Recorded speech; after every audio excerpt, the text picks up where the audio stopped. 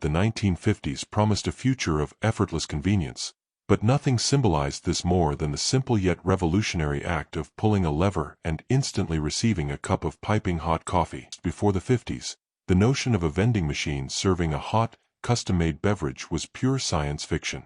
The first successful automated coffee dispensers appeared around 1946, but it took the boom of the 1950s office and factory culture to make them ubiquitous.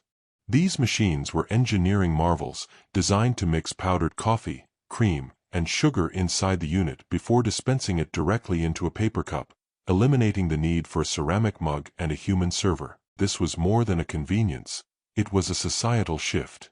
Suddenly, workers on the third shift, travelers at a bus depot, or even office drones craving a midday boost didn't have to rely on a diner being open or a coworker making a fresh pot. It provided instant, standardized fuel 24/7. The coffee break was democratized. The shocking truth is that this instant coffee was often notoriously weak and lukewarm, earning the machines the nickname liquid poison. Yet, Americans lined up for it because the novelty of automation and the speed of the delivery trumped the quality. This was the moment convenience officially started winning over flavor in the American psyche. And if the machine could handle a liquid like coffee, why stop there? Imagine the possibilities of a full, hot dinner dispensed right after your shift. Let's look at the incredible vending breakthrough that offered the original fast food, the instant hot meal. If the coffee machine promised a quick break, the instant hot meal vending unit promised the impossible. A full, bubbling entree, piping hot, served in a can right before your eyes. In the post-World War II era, labor shortages and a demand for efficiency led to the development of vending machines capable of heating prepackaged, canned foods like chili, beef stew, or even baked beans. These were essentially small, automated kitchens. The customer would select their meal, drop in their coins, and a mechanism would retrieve the can and place it in a high-speed infrared or induction heater for a quick flash cook. These machines were lifesavers in factories and late-night terminals where traditional cafeterias were too expensive to run. They symbolized the American belief that technology could solve any problem, even the problem of needing a hot, inexpensive, and filling meal at 3 a.m. The shocking part: this innovation was often terrible. The meals, frequently reheated multiple times, were a logistical nightmare for freshness, and the aluminum cans would become scalding hot.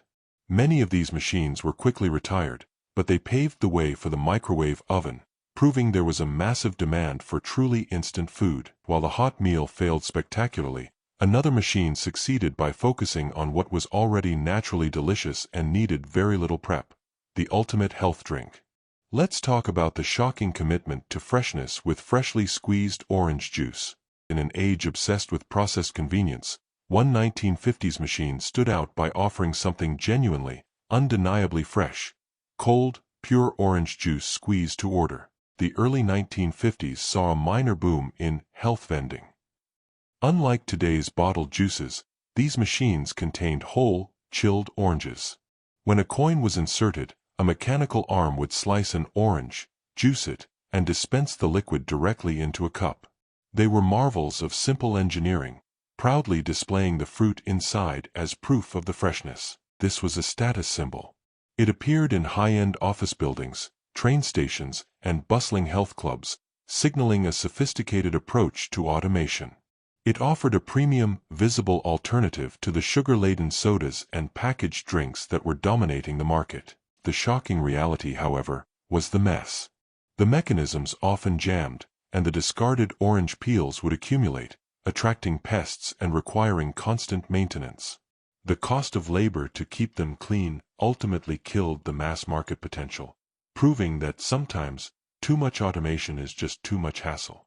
From the healthy to the purely indulgent, the next machine we look at was less about sophistication and more about satisfying that primal craving for a hot, salty American side dish. Get ready for the completely automated, piping hot French fry vendor. Before the age of McDonald's and drive-thrus, there was a brief, dazzling moment when the perfect snack food could be acquired without ever speaking to a human being: the automatic French fry vendor. Inventors in the early 50s experimented with vending machines that deep-fried potatoes. The most successful versions used pre-blanched, partially cooked potato sticks stored in a chilled container. Upon activation, a portion was dropped into a small, hot oil fryer, flash-cooked, salted, and delivered in a paper tray. It was the ultimate convenience food. French fries, the quintessential American indulgence, were suddenly available on demand in bowling alleys, bars, and waiting rooms. It promised the delicious, fresh flavor of the fare, available anytime, anywhere. The shocking truth about these fry machines was their incredible fire hazard. Maintaining small, unmanned vats of boiling oil was inherently dangerous.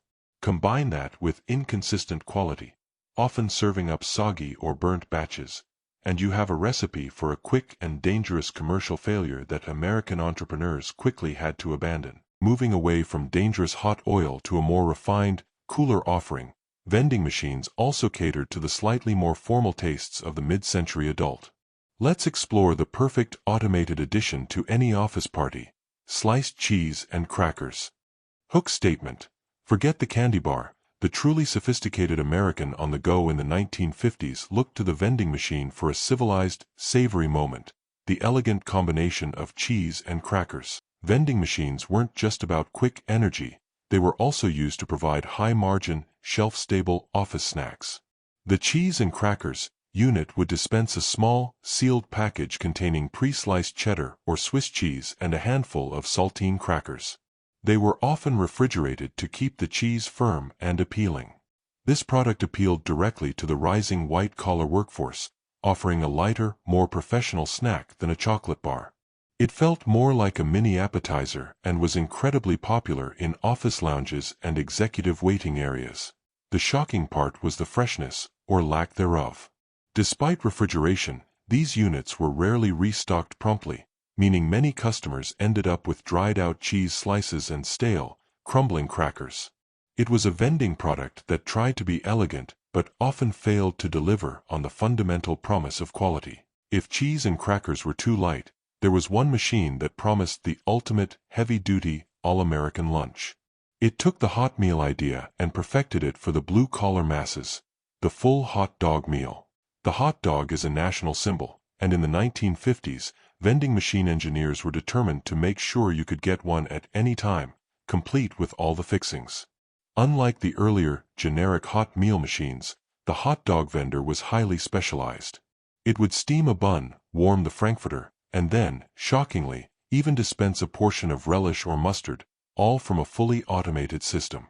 The finished dog, wrapped in wax paper, was then presented to the hungry customer. It was the ultimate expression of mid-century industrial efficiency applied to food. Located in factories and terminals, it guaranteed a worker a cheap, familiar, and immediately satisfying lunch without the need for a server or a fixed meal schedule. The shocking element was the sheer mechanical complexity and hygiene risk. The dogs and buns often sat in the heating/steaming elements for hours, leading to dried-out, rubbery franks and soggy bread. Furthermore, the internal mechanisms for dispensing condiments were incredibly difficult to keep clean, leading to rapid health department concerns. From the savory steam of the hot dog, let's turn to a much cooler, sweeter treat, one that required the machine to actually create the food, not just dispense it. We're talking about a sweet swirl of innovation: the ice cream cone vendor. This machine wasn't just a dispenser, it was a mini dairy bar.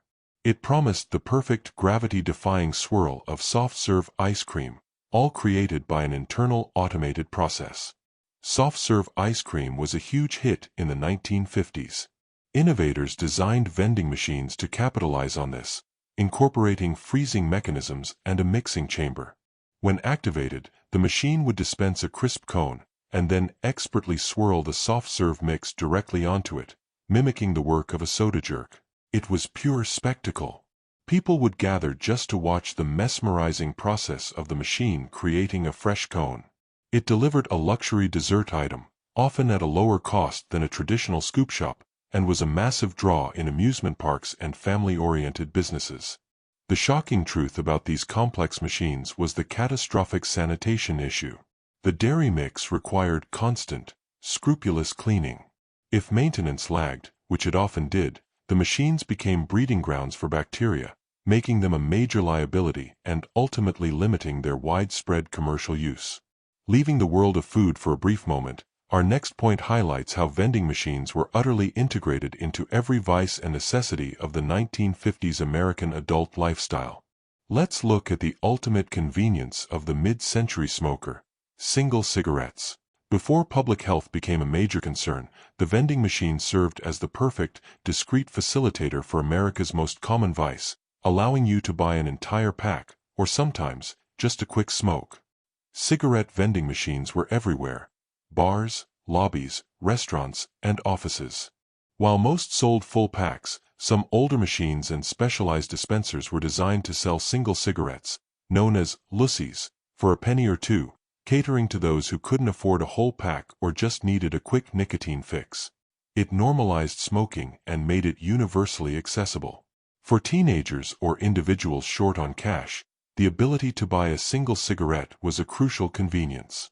It represented the ultimate seamless integration of a vice into everyday life. The most shocking aspect today is the sheer proximity. These machines were often placed directly next to candy dispensers and children's toys, a jarring visual reminder of an era before significant tobacco regulation. It highlights a forgotten, dangerous period in American public health policy. Moving back to the breakfast table, the next machine we uncover offered a perfect, delicate pastry for those early morning automated stops. A machine that dispensed not just a donut, but a hint of formality: the donut with a paper doily. The 1950s believed automation didn't have to mean sacrificing civility. That's why you could purchase a fresh donut, served with a delicate flourish that added a touch of class to the convenience. To compete with bakeries, some donut vending units went the extra mile. They dispensed the glazed pastry carefully seated on a small, decorative paper doily. This was a direct marketing tactic to imply that the machine was offering a premium, fresh item, not just stale processed goods. It was popular because it tapped into the American love of the simple, satisfying breakfast pastry while elevating the experience. It signaled that this machine-bought item was worthy of being served in a proper home or office setting. The shocking twist is that this added formality was a distraction from the rapid staling process. Despite the doily, the uncovered donuts often dried out quickly in the machine's compartment. It was a case of packaging promise vastly exceeding product quality. From a dainty dry snack, let's explore another hot liquid offering that the vending world tried to master: a meal replacement that should have stayed on the stovetop. We're discussing the questionable convenience of the hot soup in a can dispenser. Why wait for the kettle to boil when a machine could serve you a full can of hot, comforting soup? The 50s asked this question, and the vending industry had a surprising, if temporary, answer. Similar to the chili machine, soup vendors were created to dispense and rapidly heat small, individual cans of well-known commercial soups, particularly in large industrial settings. The machine's appeal was its ability to provide a light, warm, and restorative meal almost instantly. Soup was seen as a healthier, more easily digestible option than a heavy sandwich or chili. It became popular in hospitals, military bases, and university dormitories where a full kitchen wasn't feasible 24 hours a day. The shocking realization was the metallic flavor and inconsistent temperature. The flash heating process often resulted in a slightly scorched taste, and the residual heat in the dispensing mechanism frequently left the soup's flavor flat. It was yet another automation attempt that proved the human touch was still necessary for true comfort food. If hot soup had its problems, imagine the logistical nightmare of selling something even more perishable and dependent on temperature control. Our next item reveals the risky business of selling sandwiches made hours ago. The ultimate test of vending machine logistics was the cold meat sandwich, a product that defied the 24/7 nature of automation by demanding impeccable freshness and precise temperature control. To offer a complete lunch, specialized refrigerated machines held pre-wrapped, simple sandwiches, often ham and cheese, or egg salad. These required daily, or twice daily, restocking, a huge labor cost that contradicted the unattended nature of vending. They were popular precisely because they offered a genuine lunch alternative. They were available in locations where a deli simply couldn't be, providing workers with an easy grab-and-go meal that felt more substantive than a bag of chips. The shocking twist is that these machines became legendary for serving borderline stale food. The strict health codes required for perishable foods were often ignored in the push for profit. Vending machine sandwich became a 1950s punchline synonymous with dry bread and questionable mayonnaise. Moving from questionable savory items to a much sweeter, more manageable product, vending also helped democratize the treat of the pastry shop. Let's look at the sophisticated offering of individual slices of cake. No longer did you need to buy a whole cake to celebrate. The vending machine brought the joy of a bakery fresh slice directly to your fingertips. Vending companies partnered with local bakeries to package individual slices of marble, chocolate, or pound cake in small, clear plastic containers. These were placed in refrigerated, carousel-style vendors that spun to present the item. This allowed for an impulse purchase of a high-quality dessert. It offered a feeling of luxury and indulgence that a candy bar couldn't match, positioning the vending machine as a legitimate extension of a high-street bakery. The shocking element was the packaging. While the plastic containers kept the cake safe, the sheer number of containers required for daily inventory contributed significantly to early consumer waste issues, a problem that was largely ignored in the 1950s pursuit of convenience. From an indulgent dessert, we moved to a childhood staple that the vending machine industry was determined to put on every street corner: a major push for essential nutrition with a milk carton dispenser. It was the ultimate push for health and dairy consumption, placing ice-cold, single-serving cartons of milk right where children and workers could access them instantly. Post-World War II, there was a major push by government and dairy lobbies to increase milk consumption. Specialized refrigerated vendors were placed in schools, bus stations, and playgrounds, dispensing small paper cartons of fresh white or chocolate milk. This was hugely popular with parents and health advocates. It offered a nutritious, chilled alternative to soda and became a standard fixture in American schools. It was arguably the most beneficial vending machine for public health in the era. The shocking challenge was the cost of failure. If the refrigeration failed even for a few hours, the entire inventory was spoiled. The sheer volume of dumped, spoiled dairy products in the 50s highlighted the fragility of relying on automated refrigeration for perishable goods. Milk could be a component of a larger unit that promised total meal fulfillment. Our next item was the height of vending ambition, a fully assembled, pre-packaged solution called the complete lunchbox. Why settle for a single item when a vending machine could offer you a comprehensive, three-course meal, all neatly packed into a single paper box? Known by names like the Chef-O-Mat, these advanced vendors dispensed a chilled, sealed paper carton containing a full, balanced meal, usually a small sandwich, a side, like potato salad, and a dessert, like a brownie. It was designed to replace the need for a full cafeteria. It offered incredible variety and value. For workers in remote locations or those without time to visit a cafeteria, it provided a complete, chilled, and ready-to-eat option, becoming a symbol of ultimate vending convenience. The shocking reality was the temperature inconsistencies within the box. While the outside items were chilled, the dense items often retained heat or cold unevenly, leading to a meal that was a hodgepodge of textures and temperatures, making for a truly unforgettable, and not in a good way, experience.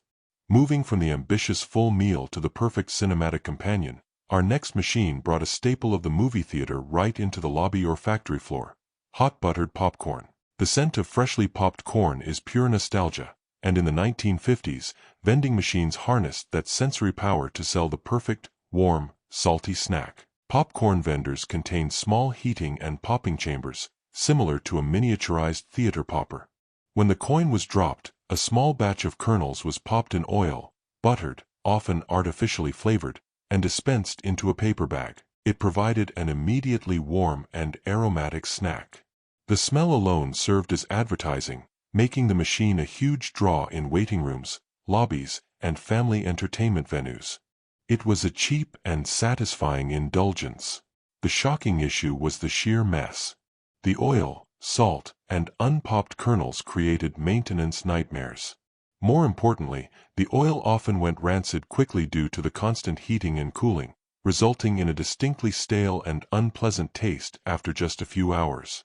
From the movie snack, let's cozy up to a warm beverage that was far more indulgent than simple coffee, a perfect winter treat delivered with the same automated efficiency: the hot chocolate dispenser. In the chilly American factory or bus depot, nothing promised warmth and comfort like a machine that could whip up a rich, steamy cup of hot chocolate, often with surprisingly customizable options. These were often dual-purpose machines, sharing components with the coffee vendors. They mixed cocoa powder, powdered milk, and hot water, but some advanced models even offered a choice of whipped cream topping or a dash of cinnamon, all automated. It catered to those who didn't drink coffee and provided a child-friendly, sweet option. It was a popular pick-me-up during cold shifts or late nights, fulfilling a comfort need that sodas couldn't touch. The shocking reality was the sediment. The quality of the powdered cocoa mix varied wildly, and the machine's internal mixers often failed to fully dissolve the powder, leaving a thick, sludgy residue at the bottom of the cup, a disappointing end to a promising treat.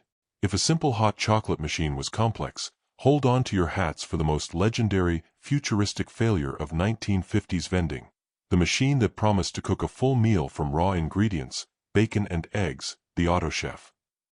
This was the ultimate promise of the automated future, a machine that cooked a full breakfast using raw eggs and bacon, right on the spot. It was called the AutoChef, and it was a spectacular, shocking failure. The AutoChef, developed in the late 1940s and experimented with in the 50s, was a marvel of complexity. It stored eggs and bacon, dropped them onto a small griddle, cooked them, and served them in a tray. It required complex gas lines, timers, and refrigeration. The sheer novelty was the appeal. It represented peak American optimism about automation, that one day, you could eliminate the kitchen entirely. It was a huge, flashy attraction at trade shows and test locations. The shocking truth is the hygiene and fire risk were astronomical. Raw ingredients, unattended cooking, and residual grease led to frequent breakdowns, poor food quality, and, on occasion, small fires. It proved definitively that not all cooking could, or should, be automated. Stepping back from kitchen chaos, vending also served a much simpler, healthier purpose by offering quick, grab-and-go options like single bananas and apples. In a brief push for healthier vending, the 1950s tried to sell the simplest of foods: fresh, whole fruit, offered with the same convenience as a candy bar. Vending companies experimented with specialized machines designed to gently dispense individual bananas and apples. The challenge was in the mechanism. It had to be soft enough not to bruise the fruit during the drop. This was a favorite among dieters and fitness enthusiasts, providing a healthy, all-natural snack without any packaging waste, other than the paper bag it was dispensed in. It was an early, albeit short-lived, success for health-focused automation. The shocking failure came from the fruit itself. Unlike packaged goods, fruit has a very visible shelf life. Once a single apple or banana started to spoil or turn brown, the entire machine was avoided, making the cost of frequent restocking and inventory loss too high to sustain. No discussion of 50s vending is complete without mentioning the iconic machine that defined the era's consumer culture: the heavy, clanking staple that delivered the world's most popular fizzy drink, bottled Coca-Cola, the classic. The classic Coca-Cola vendor wasn't just a machine, it was a heavy, clanking, brightly colored cultural landmark that dominated American street corners and lobbies. These machines used a vertical or slant shelf design. After inserting the coin, a bottle of ice-cold Coke was released. Crucially, the machines often required a small deposit, and the customer was expected to place the empty, heavy glass bottle into a designated return slot. It offered a perfectly chilled product in a satisfying, glass bottle. It was reliable, universally recognized, and offered a moment of refreshing consistency in a changing world. It became the template for all modern beverage vending. The shocking contrast to today is the sheer weight and inefficiency of handling the glass bottles. The logistical labor of collecting, cleaning, and reusing the heavy glass was immense, a forgotten economic inefficiency that fueled the eventual shift to lighter, disposable aluminum cans. And finally, to show just how far the 1950s took automated convenience, our last item isn't even food, but a product sold right next to the snacks that highlights the utterly shocking lack of boundaries: personalized scented soap. As if hot meals and cold milk weren't enough, 1950s vending machines also offered personal hygiene products, including a shocking machine that would custom dispense scented liquid soap right next to your candy. These were small, niche machines placed in high-traffic restrooms and sometimes in transportation hubs. You could insert a coin and receive a small squirt of scented liquid soap, often advertised as a quick, refreshing hand cleanse before a meeting or a meal. It catered to the fastidious, cleanliness-conscious culture of the mid-century. It offered a perceived luxury of a quick fragrance boost while on the go, proving that vending wasn't limited to just food or cigarettes. The shocking element is the lack of segmentation. A machine dispensing hygiene products and a machine dispensing edible snacks, often side by side, perfectly illustrates the Wild West mentality of 1950s consumerism, where every product was fair game for the coin slot. So, there you have it, a journey through the automated, often shocking food landscape of 1950s America. From the high-tech failure of the Autochef's bacon and eggs to the elegant, but often stale, cheese and cracker combos, the mid-century vending machine was a true reflection of American optimism, a belief that technology could deliver anything, anywhere, 24 hours a day. These silent servants of convenience laid the foundation for the fast food culture and instant gratification we know today, proving that even a lukewarm cup of vending machine coffee could change the world. Which of these forgotten foods would you risk your dime on? Let me know in the comments below. If you enjoyed this trip through America's forgotten flavors and bizarre cultural throwbacks, make sure you subscribe to Chain of Facts for more deep dives into the nostalgic history that shaped our world. Hit that notification bell so you don't miss our next video.